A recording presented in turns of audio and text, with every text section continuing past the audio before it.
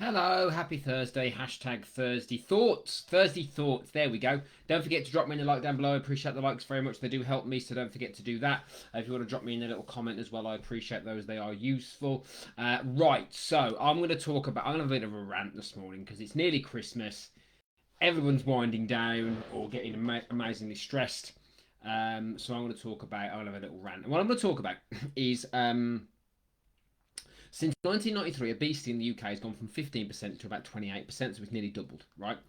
And that's a problem. It roughly costs the NHS about 8 billion a year, roughly at the moment, in obesity-related costs, something along those between 5 and 8 billion, which is a lot of money.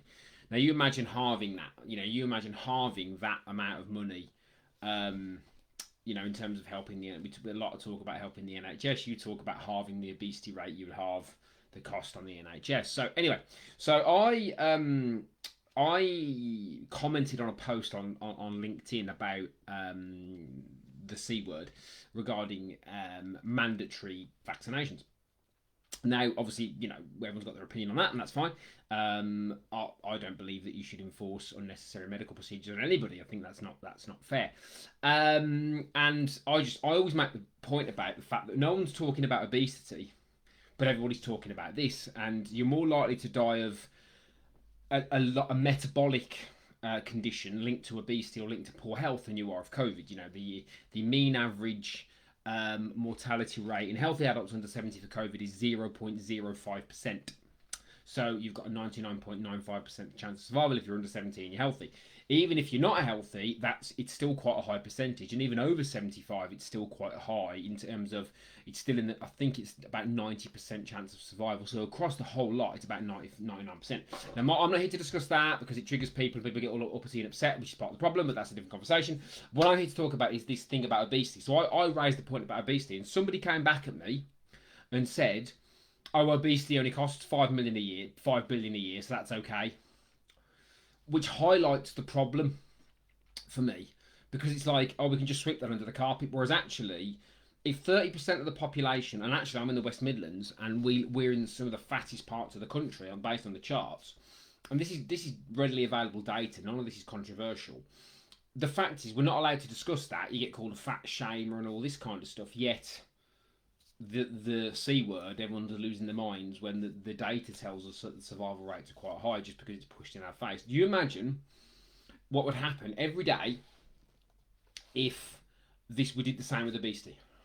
Would it change people's behaviour if we had scaremongering about obesity, harsh words being used, scary posters with an overweight person with like the yellow and black, and can you look into their eyes, and like, imagine if we did that with obesity?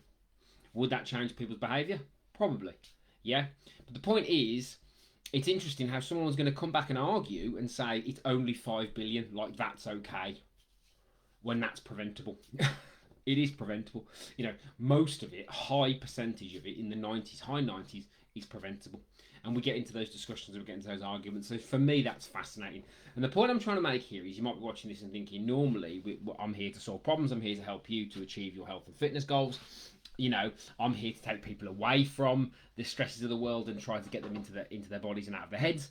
But the truth is, you can't. If you accept obesity on a societal level, then you're going to accept it on an individual level, and you're not going to be happy. Because I've been obese. Obese people are not happy deep down, because you can't be, because physically your body's not happy, and mentally you can't be. It's not possible. So, and that's not judging the individual. That's talking from personal experience, and that's saying I do not believe that you can be obese and happy. I don't believe that. I think you can be obese and you can accept where you are. You can accept it, which is different to happiness. But I genuinely don't think you can. And actually, and on the flip side, it's your choice. If you want to be obese, it's your choice. And that's the key word, choice. We have a choice. But to defend it and accept it and say, oh, it's only 5 billion, that's fine. Or, but that's going to keep going up. And it's going to keep going up further if we don't address it and we just ignore it and go, well, that's okay because we've got this thing that's a real issue, when it's actually not. And we know that from the data. So that's been the biggest thing for me recently. I mean, obviously I'm biased because I'm a health and fitness coach. I help people lose weight. I've lost weight myself. So I'm of course biased. I'm like, why aren't we talking about this? It's not fashionable, and this is taxable. all the money and the food and that. And the best example was when I went for a run during, I think it was the second lockdown. I ran past a Greggs. I was allowed to do one period of exercise a day, and I ran past a Greggs. And nothing against Greggs, but the government said Greggs is essential, exercise isn't, and that's part of the problem. So, yeah, that's my sort of little bit of a rant today on that. It's just typical, and I'll, it's just, for me, that's just typical of the attitude towards accepting something that we can deal with and something that is a problem versus something that, based on statistics, isn't a problem but seems to be quite fashionable. So that's my two penneth. Of course, if you want to dig me out or have a little go, feel free to do so in the comments, or feel free to like this video, share this video. I do appreciate it. Have a fantastic day, and I'll see you in the gulag.